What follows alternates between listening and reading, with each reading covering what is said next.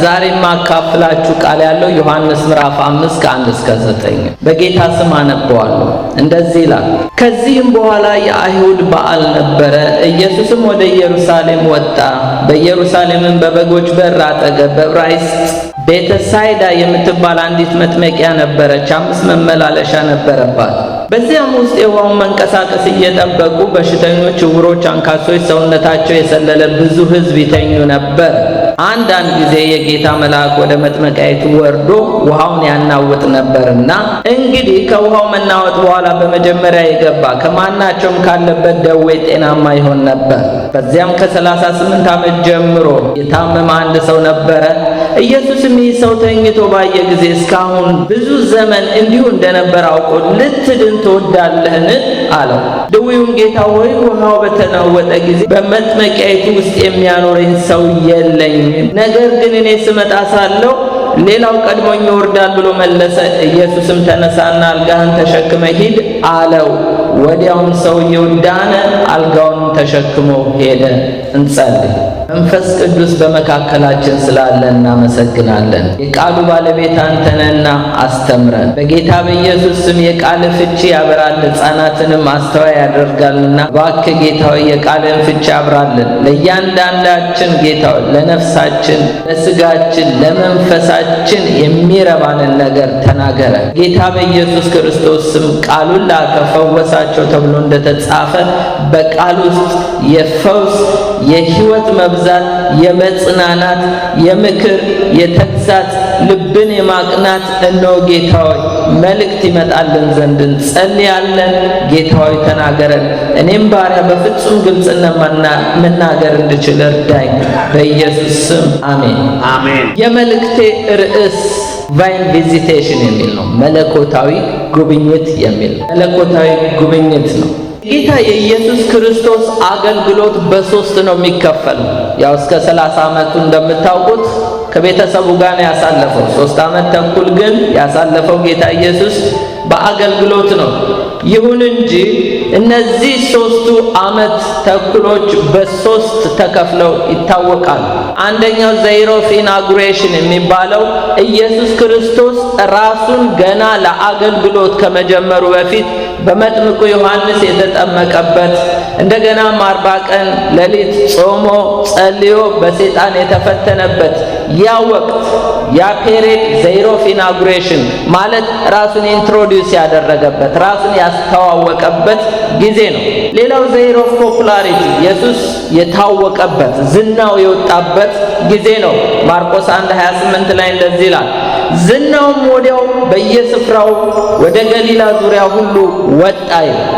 ኢየሱስ ክርስቶስ በአገልግሎቱ ዝናው እየወጣ የሄደበት ጊዜ ነበር። ሶስተኛው ግን ዘይር ኦፍ ኦፖዚሽን ኢየሱስ ክርስቶስ ተቃውሞ የደረሰበት ጊዜ ነው። ማርቆስ 6:3 ላይ እንዲህ ይላል፣ ይህስ ጸራቢው የማርያም ልጅ የያዕቆብ የዮሳም የይሁዳም የስምዖን ወንድም አይደለምን? እህቶቹስ በዚህ በእኛ ዘንድ አይደሉምን? አሉ፣ ይሰናከሉበትም ነበር ይላል። ታውቃላችሁ ኢየሱስ ክርስቶስ ራሱን ካስተዋወቀ በኋላ ዝናው በወጣ ጊዜ መቼም ኢየሱስ ክርስቶስ ያገለገለውን አገልግሎት ብዙዎች በብሉይ ኪዳን ተአምራት ሰርቷል፣ ነቢያትም። ኢየሱስ ግን አጋንንትን በማስወጣት በተለይ ከሰው ሕይወት ውስጥ ሳኦል ትዝ ይላችኋል፣ በክፉ መንፈስ ተመቶ ባለ ጊዜ ዳዊት በገና በደረደረ ጊዜ ክፉ መንፈስ ይርቋል፣ ግን ተመልሶ ይመጣል። ለመጀመሪያ ጊዜ ከሰው ሕይወት ውስጥ አጋንንት ያወጣ ኢየሱስ ክርስቶስ ነው። በኢየሱስ ክርስቶስ አገልግሎት ነው። ስለዚህ ይሄ በማንም ዘንድ ያልታየ ሚኒስትሪ ነው እና ገናን አድርጎታል። ኢየሱስን ታዋቂ አድርጎታል። ሙታንም ተነስተዋል፣ አይናቸውም የበሩ አሉ። ይሄ ታዋቂ ነው። ግን በዛው አልቀጠለም። ቆይቶ ደግሞ ተቃውሞ መጣበት። ይሄ ጸራቢው ልጅ አይደለም ወይ? አናውቀውም ወይ? እናቱን አናውቃትም? ወንድሞቹንስ አናውቅም? እህቶቹስ በእኛ መካከል አይደሉም? ይሰናከሉበትም ነበር። ኢየሱስም በ3 ነገር ነበር የሚሰናከሉበት። አንደኛ በንግግሩ ይሰናከሉበት ነበር። ኢየሱስ ክርስቶስ ከራሱ አልነበር የሚናገር፣ የአባቱን ቃል የአባቱን ፈቃድ ነበር የሚናገረው እና ብዙዎች ይሰናከላሉ። ለሚያምኑ አይሰናከሉበትም፣ የማያምኑ ግን ይሰናከሉበት ነበር በንግግሩ። ሌላው በፐርሰናሊቲው አይደንቲቲው ኢየሱስ ዩኒክ ነው። ፍጹም አምላክ ነው፣ ፍጹም ሰው ነው። ይሄ ነገር ኦድ ነው፣ ለብዙዎቹ እንግዳ ነው። ምክንያቱም ኢየሱስ ክርስቶስ ዲቪኒቲ አለው፣ መለኮት አለው፣ ኢንካርኔሽን አለው፣ ስጋ አለው።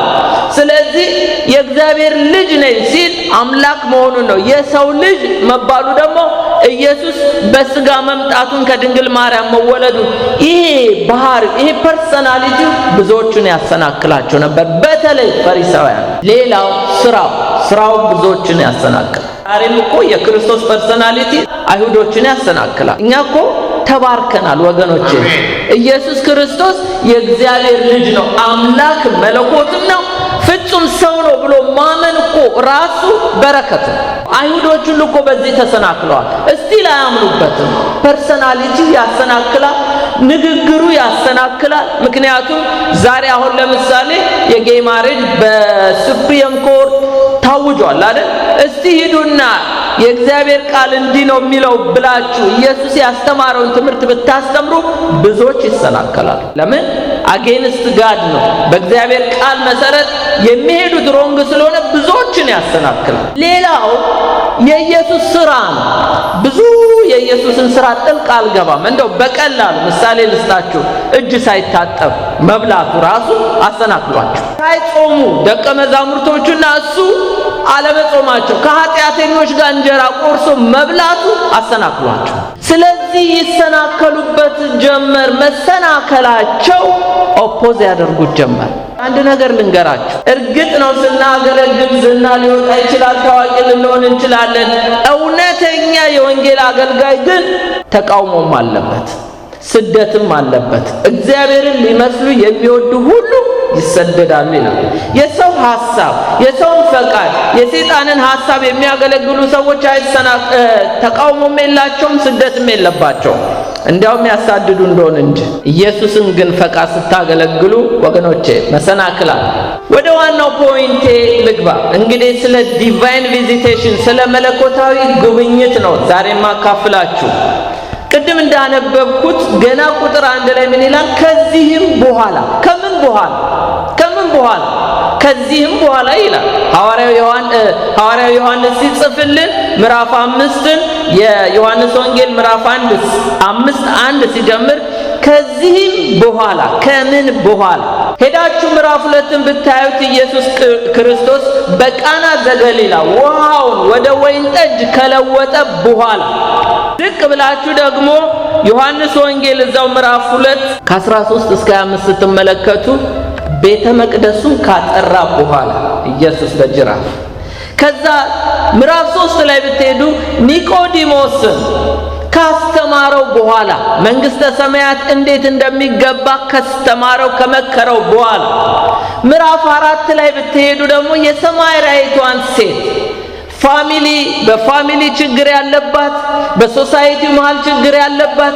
በአምልኮ ችግር ያለባትን ሴት ኢየሱስ ክርስቶስ ብቻዋን ሄዶ አግኝቶ ለሷ ወንጌልን ከሰበካት በኋላ ድቅ ብላችሁ ደግሞ ብትሄዱ የሹሙን ልጅ ከፈወሰው በኋላ ይላል። ምዕራፍ 5 ላይ ስትመጡ ከዚህም በኋላ ምን ሆነ? ምን ተፈጠረ? ከዚህም በኋላ ኢየሱስ ወደ ኢየሩሳሌም ወጣ ይላል። ኢየሱስ እንደኔና እንደናንተ እግሩ እንዳመጣለት የሚሄድ አይደለም። ኢየሱስ ክርስቶስ የአባቱን ፈቃድ ነው። ስለዚህ የአባቱ ፈቃድ በእጁ ይከናወን ስለነበረ የሚሄዳት ወደ ሰማርያ ሲሄድ ፐርፐዝ አለው፣ ወደዚህም ሲሄድ ፐርፐዝ አለው። ስለዚህ ኢየሱስ ወደ ኢየሩሳሌም ወጣ። ኢየሩሳሌም ማለት ሆሊ ሲቲ ነው፣ ቅድስት ከተማ ነች። ኢየሩሳሌም ማለት ቤተ መቅደሱ ያለበት ነው። ኢየሩሳሌም ማለት የሃይማኖት መሪዎች ያሉበት ናቸው። ለምሳሌ ካህናቶች ያሉት እዛ ናቸው። ጸሐፍት ያሉት እዛ ናቸው። እዛ ፈሪሳውያን አሉ፣ ሰዱቃውያን አሉ። ሌላው ደግሞ ሜጀር የሆነ ሃይማኖታዊ በዓላት የሚከበሩት በኢየሩሳሌም ነው። ኢየሩሳሌም ወጣ። ለምንድን ነው ኢየሱስ ክርስቶስ ወደ ኢየሩሳሌም የወጣው? ምን ሊሰራ? እዚሁ ምዕራፍ 5 ቁጥር 1 ላይ የአይሁድ በዓል ነበር ይላል። የአይሁድ በዓል ነበረ ይላል። በዘዳግም 16:16 ላይ ዘዳግም ስላልኳችሁ ደግሞ አለው። ዘዳግም 16:16 ላይ አይረሳችሁም። እስቲ ዘዳግም 16:16 በሉ። ዘዳግም 16:16 ይሄ ቃል ዝም ብሎ አይደለም ኢየሱስ ክርስቶስን ወደ ኢየሩሳሌም በዓል ያስከብረው የወሰደው። ይሄ ቃል ነው። ምን ይላል መሰላችሁ? በዓመት 3 ጊዜ በቂጣ በዓል ይላል። ዘ ፊስት ኦፍ ፓስኦቨር ማለት በፋሲካ በዓል ማለት ነው። በሰባቱ ሱባኤ በዓል ዘ ፊስት ኦፍ ፔንቴኮስት ይሄ ባለ 50ኛው ቀን የሚባል ነው። በዳስ በዓል ይሄ ደግሞ ዘ ፊስት ኦፍ ተብርናክል የሚባለው ነው። ወንዶች ሁሉ በአምላክ በእግዚአብሔር ፊት እርሱ በመረጠው ስፍራ ይታዩ፣ በእግዚአብሔርም ፊት ባዶ እጃቸውን አይታዩ ብሎ ማን ተናግሯል? ሙሴ ተናግሯል። ኢየሱስ ክርስቶስ ሕግን ሊሽር አልመጣም፣ ሕግን ሊፈጽም እንጂ።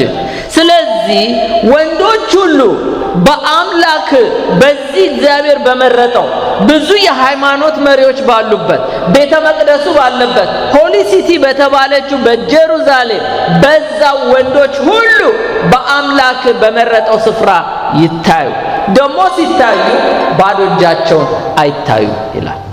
አይገርማችሁ? ኢየሱስ ክርስቶስ ምክንያቱ ይሄ ነው ወደ ኢየሩሳሌም የወሰደው።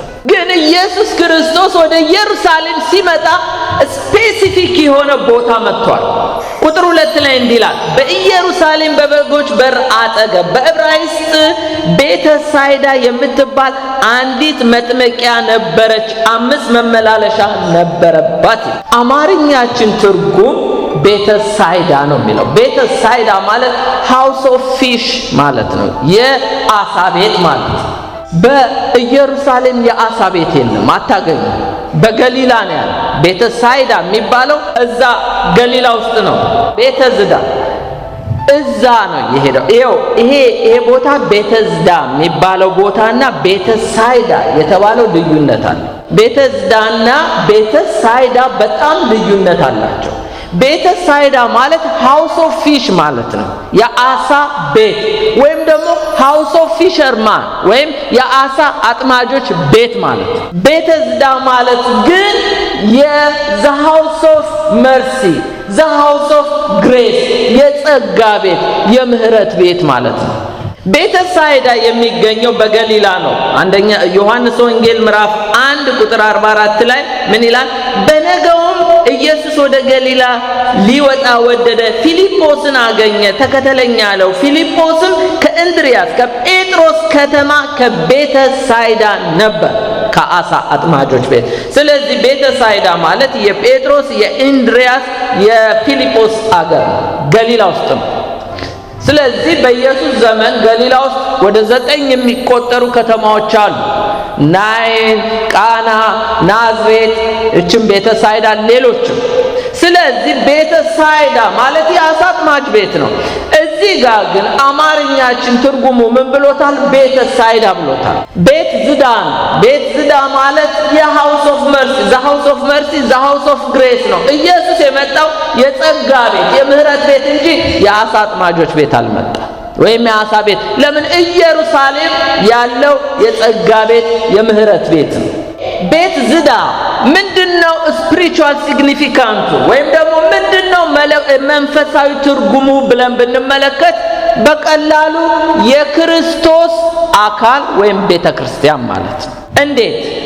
ኤፌሶን 2:6-7 እንዲህ ይላል ሐዋርያው ጳውሎስ ሲናገር፣ በሚመጡት ዘመናት በክርስቶስ ኢየሱስ ለኛ ባለው ቸርነት ከሁሉ የሚበልጠውን የጸጋውን ባለጠግነት ያሳየን ዘንድ ይላል ከእርሱ ጋር አስነሳን፣ በክርስቶስ ኢየሱስ በሰማያዊ ስፍራ ከእርሱ ጋር አስቀመጠን። በሰማያዊ ስፍራ ከእሱ ጋር አስቀመጠን። ለምን? የሚበልጠውን የጸጋውን ባለጠግነት ያሳይ ዘንድ። እዚህ ያለን በሙሉ እያንዳንዳችን ታውቃላችሁ፣ ኢየሱስ ከሕግ በታች ሆኖ እኛን ዋጅቶ ከጸጋ በታች ያደረገን። እስቲ ከጸጋ ውጪ ነኝ የምትሉ አላችሁ? መቼም እርግጠኛ ነኝ ስማርት ስለሆንን አይደለም እግዚአብሔር ቤት ያለን፣ መልከ መልካሞችም ስለሆንን አይደለም፣ ሀብታሞችም ስለሆንን አይደለም፣ ወይም የሮያል ወይም የደሃ ፋሚሊ ስለሆንን አይደለም። እንዲያው በጸጋው እግዚአብሔር አጽድቆ ነው እዚህ ያመጣ። ከኔ ጋር የምትስማሙ?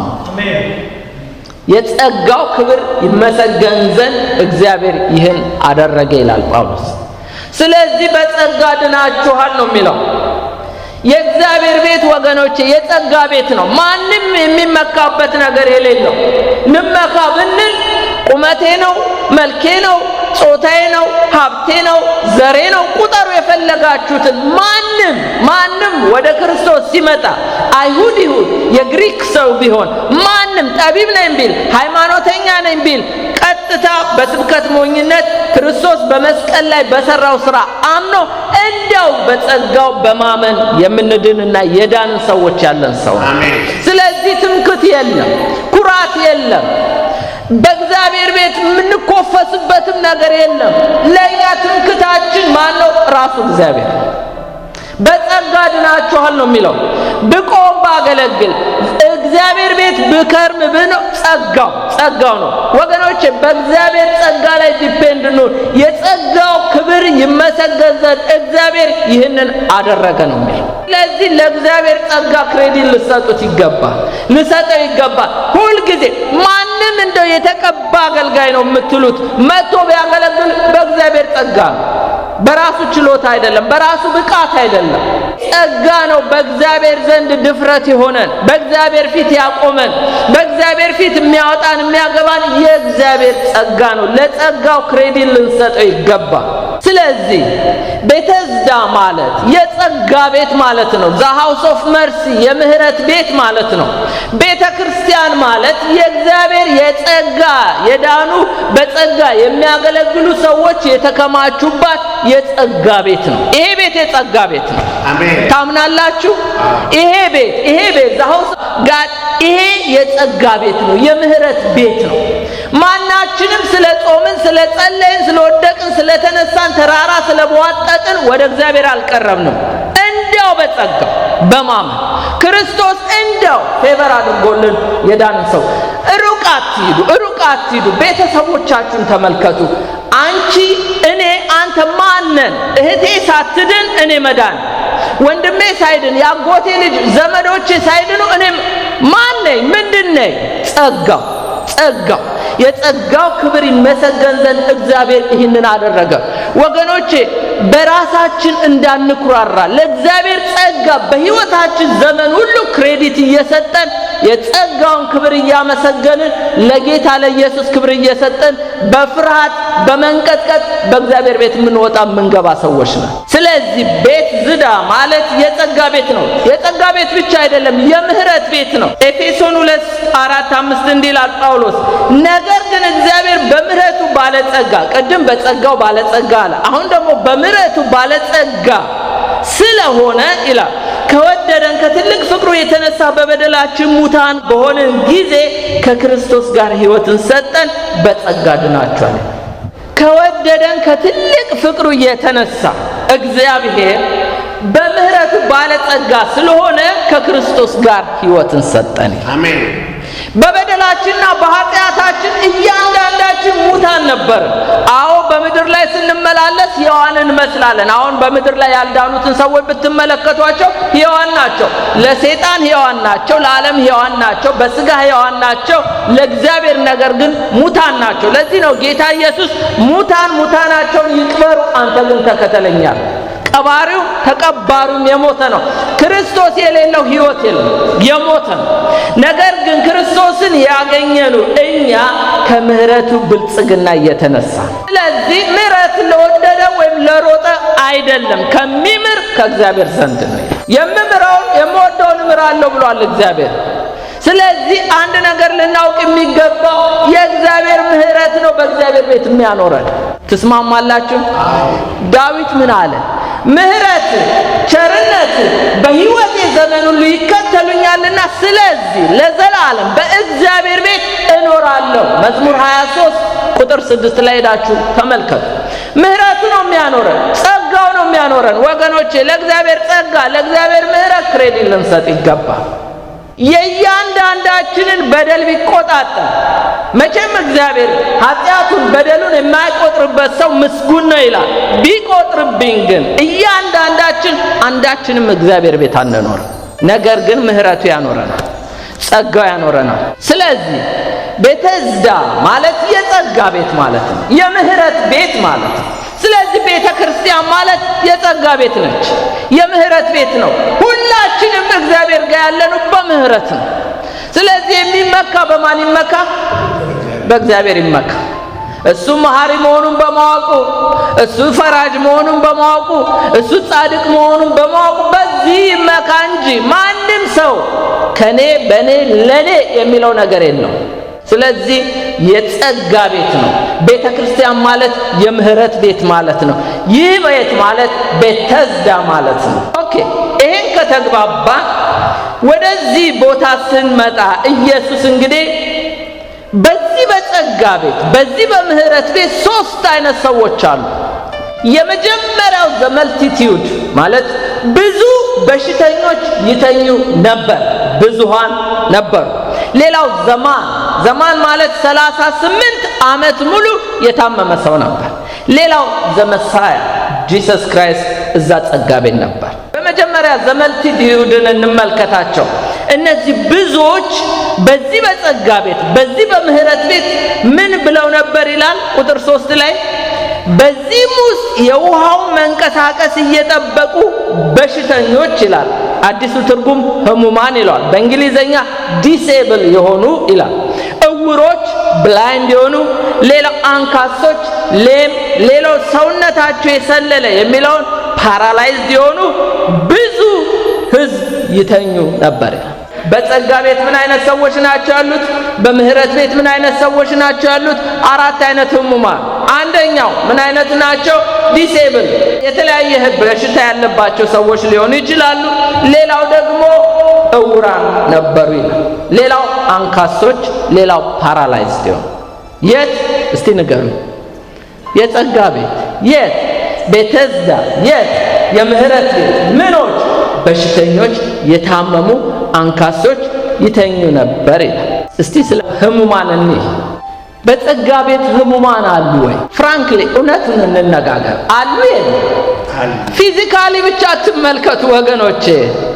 ኢሞሽናል የታመመ ሰው ይኖራል፣ ሜንታል የታመመ ሰው ይኖራል።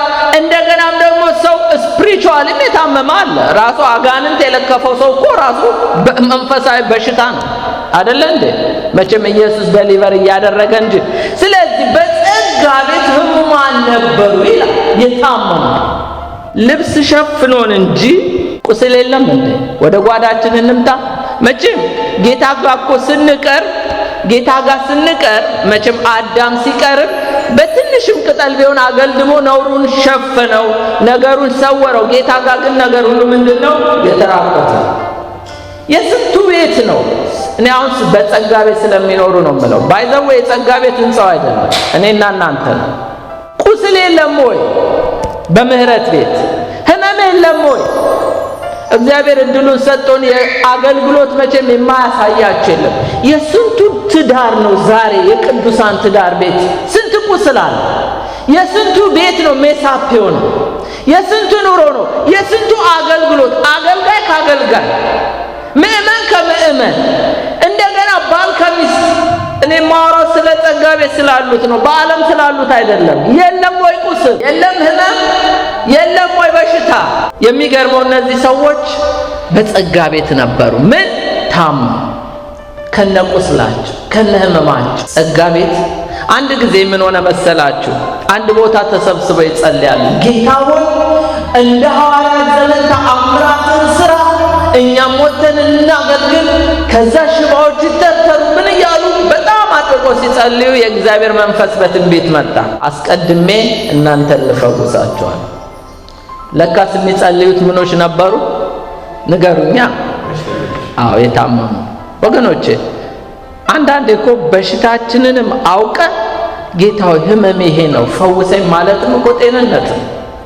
እና በጸጋ ቤት ህሙማን ነበሩ ይላል። በምህረት ቤት የታመሙ አሉ። ልባችን የተሰበረ ልንኖር እንችላለን። ሐዘንተኞች፣ እሱም እኮ በሽታ ነው። ሐዘንም እኮ በሽታ ነው። እያዘኑ መከተልም ጌታ በሽታ ነው፣ ጤንነት እኮ አይደለም። ዴስፔሬት ሆኖ መመላለስ እሱም በሽታ እኮ ነው። አኩርፎ መመላለስ በሽታ ነው፣ ጤና ማጣት እኮ ነው። አይደለም እንዴ?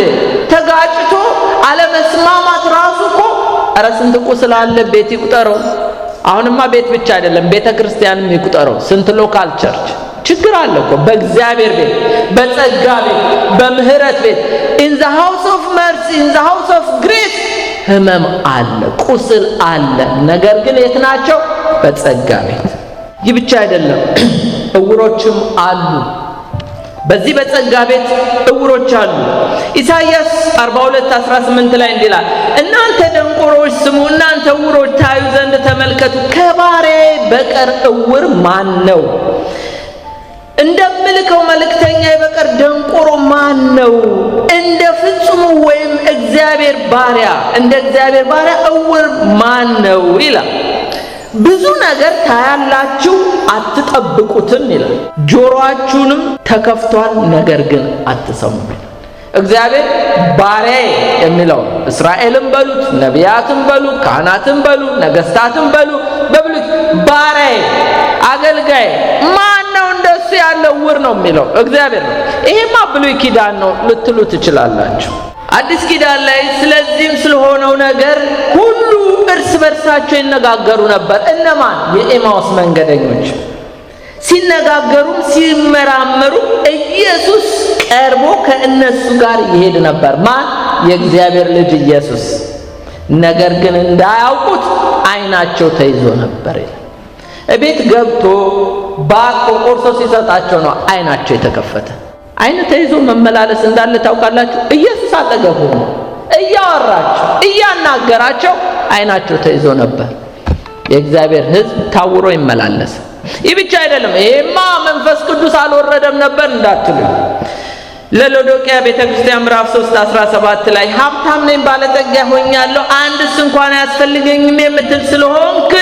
ጎስቋላ ምስኪን ድሃ እውር መሆንን መታወር ሌላ ነው እውር መሆንን ስለማታውቅ ይላል አይገርማችሁም ሎዶቅያ ቤተክርስቲያን ነች አይደለችም የጸጋ ቤት ነች የምህረት ቤት ነች ግን ታውራ ትመላለሳለች መታወር ብቻ አይደለም ነገር ግን አታውቆም አንዳንድ ጊዜ መታወራችንንም ላናውቀው እንችላለን ሎዶቅያ አታውቆም ይሁን እንጂ በጸጋ ቤት እውሮችም አሉ ሌሎች አንካሶች ነበሩ ይላል ኤልያስም ወደ ሕዝቡ ቀርቦ እስከ መቼ ድረስ በሁለት ሐሳብ ታነክሳላችሁ እግዚአብሔር አምላክ ቢሆን እርሱን ተከተሉ ባኦል ግን አምላክ ቢሆን እርሱን ተከተሉ አለ ሕዝቡም አንዲት ቃል አልመለሱለትም ይላል አንደኛ ነገሥት ምዕራፍ 18:21 እዚህ ጋር ኤልያስ የሥጋ አንካሶች አይደለም የሚለው የሐሳብ አንካሶች እስቲ የሐሳብ አንካሳብ አያችሁ ኤልያስም ወደ ሕዝቡ ቀርቦ እስከ መቼ በሁለት ሐሳብ ታነክሳላችሁ you are double mind እያላቸው ነው ሁለት ሐሳብ ወይ ባኦልን ተከተሉት ወይም እግዚአብሔርን ተከተሉት የሉም እንደ በዚህ ዘመን የሚያነክሱ ወይ ዓለም አይደሉም ወይ እግዚአብሔር ቤት አይደሉም ወይ ክርስቶስን አይደለም ወይም ደግሞ ሌላ ስለዚህ ወገኖቼ የሚያነክሱ የሉም ወይ ምናነክስ የለንም ወይ በሐሳብ ያዕቆብ እንደነዚህ አይነት ሰዎች አንዳች ከእግዚአብሔር የሚቀበሉ አይንሰላቸው ይላል ደብል ማይንድ ተጠራጣሪዎች እያነከሱ ወገኖቼ በሐሳብ ማንከስ አለ ፊዚካሊ ብቻ በሐሳብ ማንከስ ራሱ በሽታ ሌላው ሰውነታቸው እየሰለለ ፓራላይዝድ ይሆን ማለት ሰርተው እንዳይበሉ እጃቸው የተያዘ ወይም ደግሞ ሮጠው እንዳያደርጉ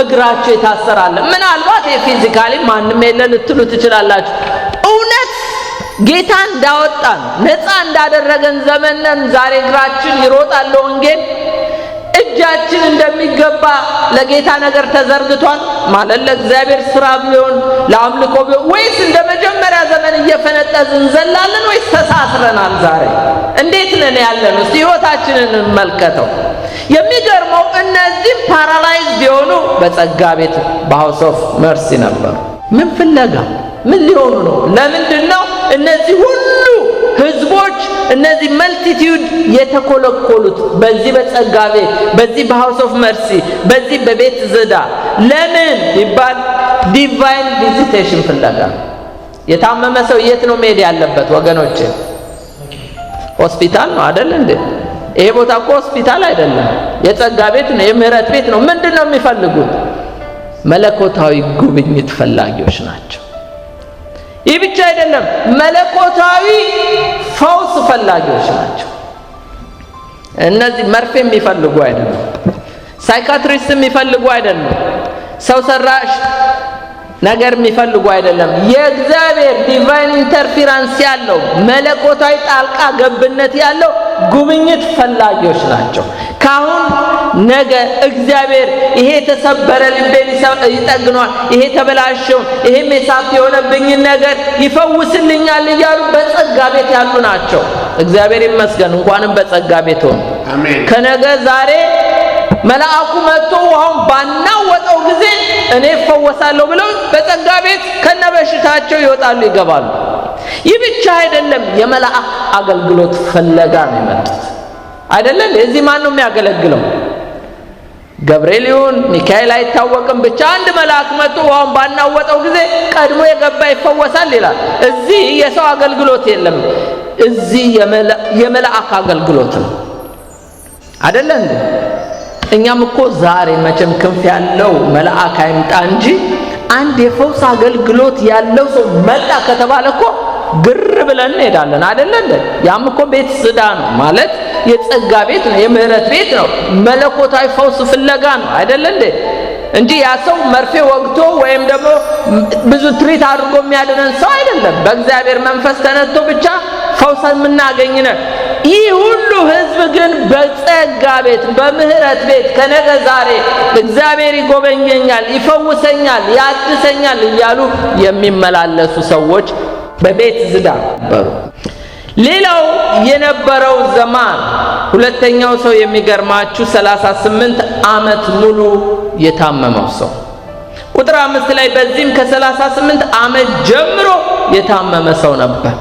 ይሄ ሰው ታውቃላችሁ የታመመውን በሽታ ሲናገሩ የኪንግ ጄምስ ምን ይለዋል? ኢንፈርሚቲ ይለዋል። ማለት ፊዚካሊ ወይም ሜንታሊ ዊክ የሆነ ደካማ የሆነ ይለዋል። ወይም ደግሞ በበሽታ ምክንያት ዲሴብል የሆነ ሰው ነው ይላል። የሚገርማችሁ ለ38 ዓመት በጸጋ ቤት ነው፣ ሳይዳሰስ፣ ሳይጎበኝ፣ ሳይፈወስ በጸጋ ቤት። ወገኖቼ ሳይጎበኙም እኮ በጸጋ ቤት መኖር ጸጋ ነው። አልገባችሁ? ልድገመው። እግዚአብሔር ሳይዳስሰ ሳይጎበኘ 38 እኮ ማለት አንድ ልጅ ተወልዶ አድጎ ሙሉ ሰው ወደ መሆን 40 ዓመት ሊሞላው ምንም አልቀረው ሙሉ ሰው ወደ መሆን ይህን ያህል ዓመት በጸጋ ቤት ነበር። የጸሎት መልስ የጸጋ ቤት አያቀርም። የጸሎት መልስ በእግዚአብሔር ቤት አያኖርም። እነግራችኋለሁ። እነዛ ለምጻሞችን ጌታ ኢየሱስ ፈወሳቸው። ሲመጣ አንድ ሰው ብቻ ነው እንዴ አለ ጌታ ኢየሱስ። ከዚህ ከልዩ ወገን፣ ልዩ የተባለው ሳምራዊ ስለሆነ ነው። ከዚህ ከልዩ ወገን በቀር አለ ጌታ ኢየሱስ ክርስቶስ የታሉ ዘጠኞቹ አለ። እኔም ቀን ወጣልኝ እንዲሆኛ አልቀረውም እግዚአብሔር አሰበኝ እያሉ እኮ እዛ ሊናገሩ ነው። እኔም የከፋቸውን ሊበቀሉ አንዳቸውም ለስግደት አልመጡም። ይሄ ልዩ ወገን ብቻ ነው የመጣው። ወገኖቼ በጸጋ ቤት የሚያኖረው የጸሎት መልስ ሳይሆን ዳዊት እንዳለው ምህረት ቸርነት በሕይወቴ ዘመን ሁሉ ይከተሉኛል፣ ስለዚህ ለዘላለም በእግዚአብሔር ቤት እኖራለሁ ያለው ጸጋና ምህረት እንጂ የሚያኖረን እኛን የጸሎት መልስ አያኖረንም። ይሄ ሰው ምስክር ነው። ለ38 ዓመት ሙሉ በእግዚአብሔር ቤት በጸጋ ቤት ነበር። እንደዚህ ይላል ልትድን ትወዳለህ ሲለው ቁጥር 7 ላይ ሰው የለኝም፣ ነገር ግን እኔ ስመጣ ሳለሁ ይላል። እኔ ስመጣ ሳለሁ ይመጣል እኮ ማለት ለ38 ዓመት ሙሉ ሳይጎበኙ፣ ሳይዳሰሱ፣ ሳይፈወሱ በእግዚአብሔር ሳይታሰቡ መመላለስ፣ መምጣት፣ መሄድ ራሱን የቻለ ግሬስ ነው። ራሱን የቻለ ጸጋ ነው። ጌታ ያልጎበኛችሁ ሰዎች ካላችሁ የምስራች ጸጋ በስቶላችኋል። ዘካርያስና ኤሊሳቤጥ እግዚአብሔር ገና ወጣት እያሉ ነው ልጅ የጠየቁት። ገና ወጣት ያንጎ ነው ነበር። ገና በጋብቻቸው ወራት እግዚአብሔር ወይ ልጅ ስጠን ያሉት አረጁ። ማርጀት ብቻ አይደለም፣ ዘካርያስ ጋር መልአኩ ሲመጣ ራሱ የጸለየውን ጸሎት ርዕስ ሲያስታውሰው አላወቀው። ዘካርያስ ረስቶታል። ግን የሚገርማችሁ ያንን ሁሉ ዓመት በእግዚአብሔር ቤት ሳይታሰቡ ምን ያደርጉ ነበር? ያገለግሉ ነበር በታማኝነት። ዘካርያስም ኤሊሳቤጥም የጸሎት መልስ በእግዚአብሔር ቤት አያኖርም። ሳይጎበኙ መኖር የሚቻለው በጸጋ ነው፣ በእግዚአብሔር ምሕረት ነው። ስለዚህ ጌታ መቼ ነው የሚጎበኘኝ እኔንስ ረሳኝ የምትሉ ሰዎች ካላችሁ የምስራች፣ ብቻ ከጸጋ ቤት አትጥፉ፣ ከጸጋ ቤት አትውጡ፣ ከምሕረት ቤት አትውጡ፣ ከዚህ ከቤት ዝዳ አትጥፉ።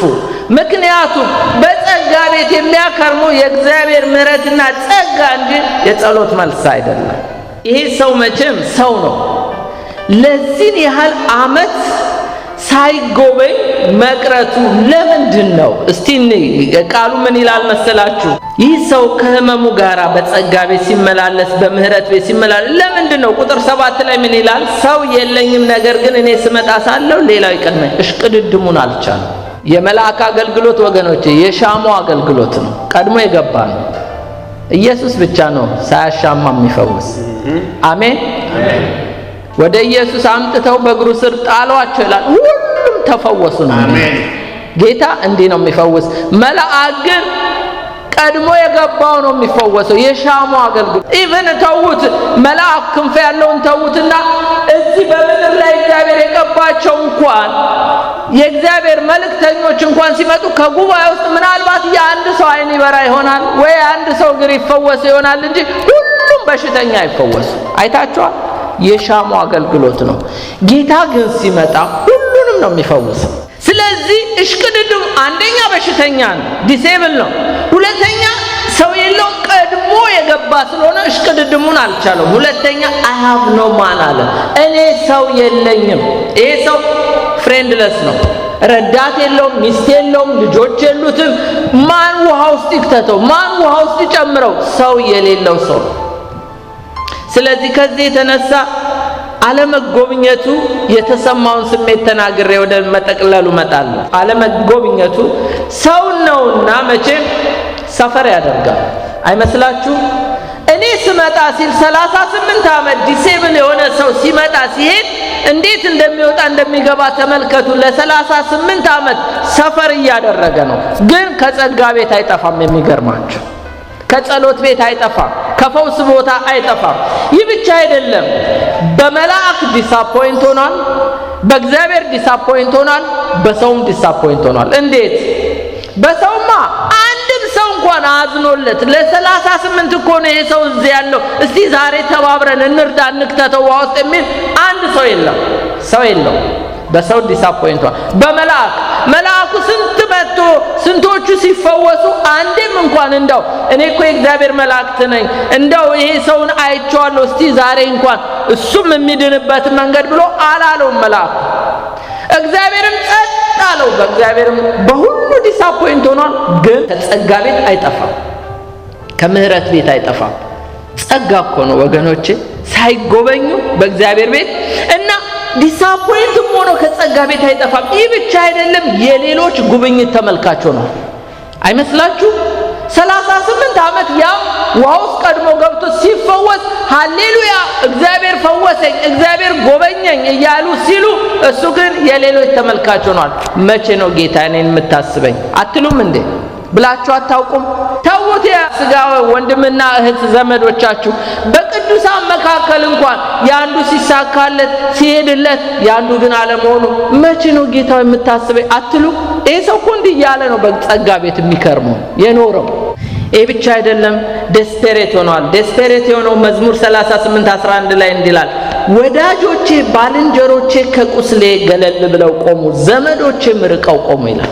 አንዳንድ ጊዜ ሰዎች ሆይ ሆይ ብለው የሚመጡላችሁ ነገር ሲሞላላችሁ ነው፣ ሲሳካላችሁ ነው። ስትታመሙ ወይም ስትቸገሩ ምን ይላል? ወዳጆቼ ባልንጀሮቼ ከቁስሌ ገለል ብለው ቆሙ፣ ዘመዶቼም ርቀው ቆሙ ይላል።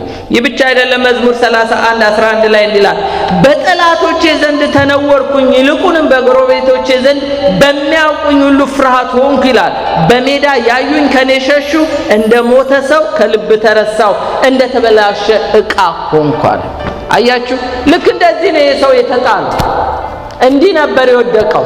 ሰው የለውም፣ ማንም የሚያስበው ሰው የለም። እንደ ተበላሸቃ እንደ ሞተ ሰው ሆንኳል። የሚገርማችሁ ነገር ናቡከደነጾር እግዚአብሔር ባዋረደው በጣለው ጊዜ አንድን ሰው እዛ ሳርሲ ግን አንድም ሰው ዞር ብሎ ያየ የለም። የሚገርማችሁ እግዚአብሔር ግን በጎበኛው ጊዜ ሁሉም ስጦታ ይዘውለት መጡ። ትዝ ይላችኋል ቃሉ አይደል እንዴ? እኔ ይመስለኛል ሳር ሲያስግጠው እግዚአብሔር ሳርም ያቀበለው ሰው ያለ አይመስለኝም። የሚገርማችሁ ግን እግዚአብሔር ሲያስብ ሰው ሁሉ ፊቱን ወደ እናንተ ያዘነብላል። ከዚህ የተነሳ ይሄ ሰው ዴስፔሬት ሆኖ ነበር። ይሁን እንጂ ከጸጋ ቤት አልጠፋም። አሁን ኢየሱስን አይተን እንጨርሳለን። ይሄ ኢየሱስ ክርስቶስ እንዴት ወደ ጸጋ ቤት እንደመጣ ኢየሱስ ክርስቶስም ወደ ቤት ዝዳ ወይም ወደ ጸጋ ቤት መጣ ይላል። ወገኖቼ ጌታ ወደ ጸሎት ቤት ይመጣል፣ ወደ ምህረት ቤት ይመጣል፣ ወደ ጸጋ ቤት ይመጣል። ኢየሱስ ክርስቶስ ወደ ጸጋ ቤት ይመጣል፣ ወደ ምህረት ቤት ይመጣል፣ ወደ ቤት ዝዳ ይመጣል። አሁን ኢየሱስ ክርስቶስ ከዚህ ነገር በኋላ ወደ የት መጣ ይላል? ወደ ጸጋ ቤት መጣ ይላል። ከምን በኋላ? ኢየሱስ ውሃውን የወይን ጠጅ ካደረገ በኋላ ወደ ቤት ዝዳ መጣ ይላል። ወገኖቼ ጌታ ኢየሱስ ክርስቶስ ይሄንን ሰው ለ38 ዓመት ምዕራፍ 5 ላይ መጥቶ አልጎበኘው ማለት ኢየሱስ ስራ አቁሟል ማለት አይደለም። የምለው ገባችሁ? ምዕራፍ 2 ላይ ግን ብትመለከቱ ኢየሱስ ቃና ዘገሊላ ሄዶ ውሃን ወደ ወይን ጠጅ እየለወጠ ህዝቡን እያስደነቀ ነው። እግዚአብሔር ስራ የፈታበት ጊዜ የለም። ሌላው ኢየሱስ ቤተ መቅደስን እያጠራ ነበር። ይሄ ሰው ግን ገና ምዕራፍ 5 ላይ ኢየሱስ ክርስቶስ አልመጣለትም። ምዕራፍ 3 ላይ ግን እነ ኒቆዲሞስን ኢየሱስ እየሰበከ ነበር። ወገኖቼ እስቲ አጠገባችሁ ያለውን ተራህን ጠብቅ በሉ። አሜን። ተራችንን እንጠብቅ። ከጸጋ ቤት አንጥፋ፣ ከምህረት ቤት አንጥፋ። ይሄ ሰው ኢየሱስ ክርስቶስ እሱ ጋር እስከሚመጣ ኢየሱስ ግን እዛ እነ ኒቆዲሞስን የሰማርያይቷን ሴት እየጎበኘ ነው። ጌታ ስራ ፈቷል ወይ? አባቴ ይሰራል እኔም እሰራለሁ። እኔና እናንተ አልታሰብንም ማለት ጌታ ስራ ፈቷል ብላችሁ እንዳታስቡ። ተራችን ስላልደረሰ ብቻ ጌታ ወደ እኔ የሚመጣበት ሰዓት አለ። ግን ከጸጋ ቤት አንጥፋ፣ ከምህረት ቤት አንጥፋ። ስለዚህ ይሄ ሰው የሹሙን ልጅ ኢየሱስ እዛ እየፈወሰ ገና ምዕራፍ 5 ላይ ስላልደረሰ እስቲ በጸጋ ቤት ኢየሱስን ይሄ ሰው ፈውስ እየጠበቀ ነበር። ጌታ ሲመጣ መለኮታዊ ጉብኝት ሲመጣ የሚሆኑ 3 ነገሮች አሉ። አንደኛው እግዚአብሔር እንዴት እንደሚያይ፣ ሁለተኛው እግዚአብሔር እንደሚያውቅ፣ ሌላው ኢየሱስ እንደሚጠይቅ ነው። ከዚህም ከብዙ ቀን በኋላ እንዲሆነ ይላል ግብፅ ንጉሥ ሞተ፣ የእስራኤልም ልጆች ከባርነት የተነሳ አለቀሱ፣ ጮኹም፣ ስለ ባርነታቸው ጩኸታቸው ወደ እግዚአብሔር ወጣ፣ እግዚአብሔርም የልቅሷቸውን ድምፅ ሰማ ይላል። እግዚአብሔርም ከአብርሃም ከይስሐቅ ከያዕቆብ ጋር ያደረገውን ቃል ኪዳን አሰበ ካለ በኋላ እዚህ ጋር ስሙኝ። እግዚአብሔር የእስራኤል ልጆችን አየ። መንፈሳዊ ጉብኝት ሲመጣ እስራኤልን ልጆች አየ፣ እግዚአብሔርም በእነርሱ ያለውን አወቀ ይላል። ይኸውላችሁ ከ430 ዓመት በኋላ ወይም ከ400 ዓመት በኋላ ከ4 ጄኔሬሽን በኋላ እግዚአብሔር የአብርሃምን ዘር ሊጎበኘው ግብፅ ሲመጣ መጀመሪያ አየ፣ አወቀ ይላል። እዚህም ጋር ኢየሱስ ሲመጣ ወደዚህ ሰው የሆነውን ቁጥር 6 ላይ እንዲህ ይላል፣ ኢየሱስ ይህ ሰው ተኝቶ ባየ ጊዜ። ማን ያየው? ኢየሱስ አየ ማለት ወገኖቼ ተራ ሰው አይደለም፣ ያው መለኮታዊ እይታ ነው። ይህ ብቻ አይደለም፣ እስካሁን ብዙ ዘመን እንዲሁ እንደሆነ አውቆ ይላል። ማን? ጌታ ኢየሱስ።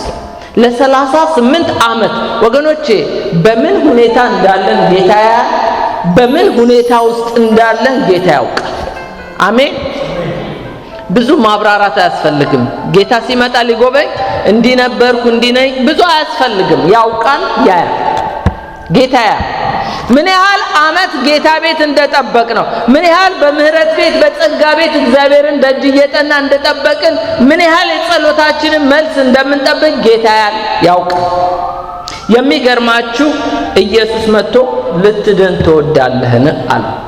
ብዙ ጊዜ እኛ የለመድነው እኛ ጠይቀን መቀበል ነው አይደለ ወይ? ጌታም ደግሞ ጠይቆ መልስ ይሰጣል። እዚህ ጋር ጌታ ኢየሱስ ነው የጠየቀው። ብዙዎች ብትመለከቷቸው ኢየሱስን ጠይቀው ነው የዳዊት ልጅ ማረኝ። የጤሜዎስ ልጅ ምንድነው? የዳዊት ልጅ ማረኝ አብዝቶ ጮኸ። ዘኬዎስ ዛፍ ላይ እንደ ጦጣ እየዘለለ ጌታን ለማየት በጣም ዲዛይር አድርጎ ነው ጌታ የጎበኛቸው። ግን ይሄ ሰው ራሱ ጌታ ነው ጠይቆት የመጣው። ወገኖቼ ከጸጋ ቤት አንጥፋ፣ በእግዚአብሔር ቤት ጸጋ ቤት እንቆይ እንጂ እግዚአብሔር ራሱ ኢየሱስ ራሱ ያለንበት ድረስ ይመጣል። የሚገርማችሁ ይሄ ሰው የተጎበኘው እንደዚህ ነው። እነዚህን 4 ነገሮች ነግሬያችሁ አበቃለሁ። አንደኛው በጸጋ ቤት መክረሞች። ከሌሎች ሁሉ ልዩ የሚያደርገው ይሄ ሰው ከጸጋ ቤት ከምህረት ቤት አልጠፋም። እዛው ያለበት ድረስ ጌታ መጣለት። እርግጥ ነው ፈውስ ፈላጊዎች ነን፣ መጽናናት ፈላጊዎች ነን፣ ብዙ የእግዚአብሔርን መንፈሳዊ ባርኮቶች ፈላጊዎች ነን። ነገር ግን ብዙ አልዞረም። ይሄ ሰው እዛው በታማኝነት ሲወጣ ሲገባ ያለበት ድረስ ጌታ መጣለት። ሌላው በመላእክ አልጎበኘው፣ በመልእክተኞችም አልጎበኘውም። ራሱ የእግዚአብሔር ልጅ ኢየሱስ መጣለት። አሜን አሜን። ይመስለናል ሁልጊዜ እግዚአብሔር ብዙ በመላእክ የተጎበኙ የእግዚአብሔር ሰዎች አሉ። ከብሉይ ኪዳን ጀምሮ እስከ አዲስ ኪዳን ብታዩ በእግዚአብሔር መልእክተኞች በሐዋርያቶችም በነቢያቶችም የተጎበኙ ብዙዎች አሉ። የሚገርመው ግን ጌታ ራሱ ደግሞ የጎበኛቸው ሰዎች አሉ። ይሄ ሰው ጌታ ራሱ ነው የመጣለት። ያለበት ድረስ የደከመበት፣ ያዘነበት፣ የጠበቀበት፣ ዲሳፖይንት የሆነበት እዛው ድረስ ጌታ መጣለት። ሲፈውሰው ግን ይገርመኛል። እንዴት እንደፈወሰው ስሙ። ልትድን ትወዳለህ ካለው በኋላ ምን አለው? ተነሳ፣ አልጋህን ተሸክመ ሂድ ነው ያለው። ይሄ ምን ይመስላችኋል? ቃል ነው አይደለ እንዴ? አይደለ እንዴ? ቃል ነው የተናገረው። ምን እጁን ዳሰሰው እንዴ? ዳሰሰው ይላል፣ ጭቃ አደረገበት ይላል፣ እንትፋለበት ይላል፣ ሂድ ወደ ሴሎም ሄደህ ታጠብ አለው። ምንም ያለው ነገር የለም። የእግዚአብሔር ቃል በመዝሙር 107 ቁጥር 20 ላይ ቃሉን ላከ፣ ፈወሳቸው፣ ከጥፋታቸውም አዳናቸው ይላል። ጌታ ያስበ፣ ጌታ ይምጣ እንጂ በቃልም ብቻ ፈውስ አለ። ስለ ስጋ እኮ ፈውስ ነው እኮ እዚህ የሚያወራው። ስጋም ራሱ በቃል ይፈወሳል፣ መንፈስም በቃል ይፈወሳል፣ ነፍስም በቃል ይፈወሳል። ጌታ ይሄ ሰው መልአክ ነው የሚጠብቀው። እዛ ውሃ ውስጥ ተንጎራጭቆ እንደ ንዕማን ብቅ ጥልቅ ብሎ የሚፈወስ መስሎታል። እንደዛም አይደለም። ጌታ ግን ሲመጣ አልጋህን ተሸክመ ሂድ፣ ቃል ብቻ ነው። አይገርማችሁ? ብቻ ጌታ ይናገር፣ ብቻ ጌታ ይምጣ፣ ብቻ በጸጋ ቤት እንቆይ። እግዚአብሔር በቃል ብቻ ለዘመናት የተሸከመንን ተሸክመን ነው የምንሄደው። ሌላው ጌታ የፈወሰው በእግዚአብሔር ፓወር ነው። ወገኖቼ እኔ ነገርኳችሁ ቃል አለ ጌታ መንፈስም ሕይወትም ነው አለ። ጌታ ሲናገር መንፈስም ሕይወትም ስላለ ልክ ጌታ ሲናገር በምልክት መንፈስ ቅዱስ አጸናለት፣ አልጋውን ተሸክሞ ሄደ። በጸጋ ቤት ያላችሁ ከነቁስላችን ከነህመማችን ከነሐዘናችን ያለን ያልተጎበኘን ጌታ ይባርካችሁ። አሁንም ጸጋ ይብዛላችሁ። ጌታን ጠብቁት። ተራ አለ። ምናልባት ሰማርያ ሊሆን ይችላል፣ ምናልባት እነ ኒቆዲሞስ ጋር ሊሆን ይችላል፣ ምናልባት ቃና ሊሆን ይችላል። ጌታ ግን ራሱ ቤት ዝዳ የጸጋ ቤት የምህረት ቤት ይመጣል። ጌታ ወደ ቤቱ ይመጣል፣ ወደ ምህረት ቤት ይመጣል፣ ይጎበኛል፣ ያውቃል፣ ያያል ምን ያህል የጸሎት ርዕሳችንን ይዘን በእግዚአብሔር ቤት ታማኝ ሆነን እንደምን። ይሄ ሰው ለአያሌ ዓመታት እንዲህ ሆኖ መክረሙ ጌታ ግን ያለበት ድረስ መጣ። ምናልባት መልአክም ላይልክላችሁ ይችላል፣ መልእክተኛም ላይልክላችሁ ይችላል።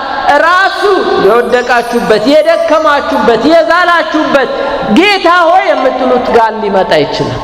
ጌታ ታማኝ፣ ጌታ አይተውም፣ ጌታ አይጥልም። ስለዚህ የጸጋ ቤት መጣ፣ አልጋውን ተሸክሞ ሄደ። ጌታ ይባርካችሁ። አሜን። እንጸልይ።